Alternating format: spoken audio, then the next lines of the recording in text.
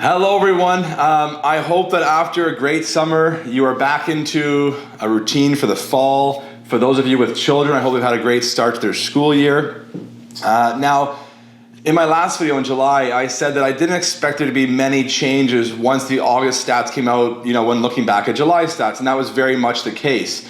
If we look at the freehold market in Toronto year over year, on the good side of things, active listings were up slightly, sales volume was up slightly, and on the bad side of things, active listings increased, months of inventory increased. So that was the exact same thing that happened in July. So what happened in August was very similar and almost mirrored what happened in July.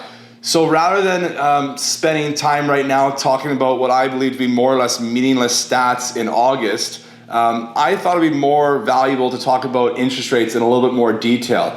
And so, mortgage rates are ultimately based on the Bank of Canada's key interest rate. And the Bank of Canada's key rate right now is 4.25%. And if you look back, if you remember, for the latter half of last year, of 2023, and the first half of 2024, the key lending rate from the BOC was at 5%. And fortunately, we've had three consecutive rate cuts over the past 3 months. Each one of them being 25 basis points, which has brought that key lending rate down to 4.25%. And up until about 10 days ago or 2 weeks ago, most economists expected that by the end of next year, by the end of 2025, that key interest rate would be at 3%. But as a result of some pretty bad economic data that we've seen over the last 7 or 10 days, a lot of economists have revised their opinions and are now saying the Bank of Canada's key rate will be at 2.5% by the end of next year. And so is that a good thing or a bad thing that rates are coming down faster than expected? And it really does depend on how you look at it.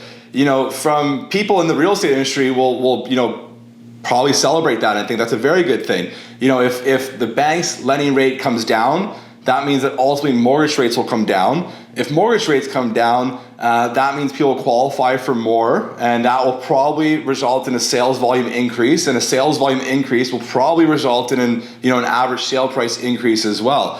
So from that perspective, and from perspective of people who have mortgages being renewed, or for people who are trying to qualify for a slightly higher amount, interest rates coming down faster is a very good thing. But on the flip side, the reason why interest rates are coming down faster than expected is a result of bad economic data that's been released recently. Unemployment was higher than expected. Debt servicing is only increasing, and there's been an increase in consumers missing debt payments, whether that be credit card payments, auto payments, or mortgage payments. There has been an increase in consumers missing those payments. So, on the one side, it's great interest rates are getting a little bit lower for people who currently have mortgages. But on the flip side, the only reason why rates are coming down so fast is because the economy is in a really bad position right now, in a really bad place right now. And we still do have two more rate cuts this year. I shouldn't say rate cuts. We do have two more rate announcements this year. There'll be one in October and then one in early December. As of now, the expectation is for both those to be increases of 25 basis points. The U.S. Fed has a meeting on on September 18th. That's next week.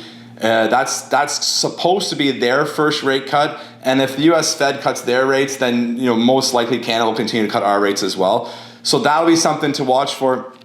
And as mortgage rates continue to decrease and the cost of borrowing continues to decrease, we should start seeing an uptick in first-time homebuyer activity, particularly in that condo market that's been hit so hard. And so, I would expect that as borrowing costs continue to decrease over the next year and a half or so, home buyers will benefit, two ways. They'll benefit, one, from just lower borrowing costs to begin with, and they'll also benefit from lower home prices because, even as demand starts to pick back up, as borrowing costs come down, demand will pick back up. But even as demand starts to pick up, it will take a long time to absorb some of the product that's on the market right now.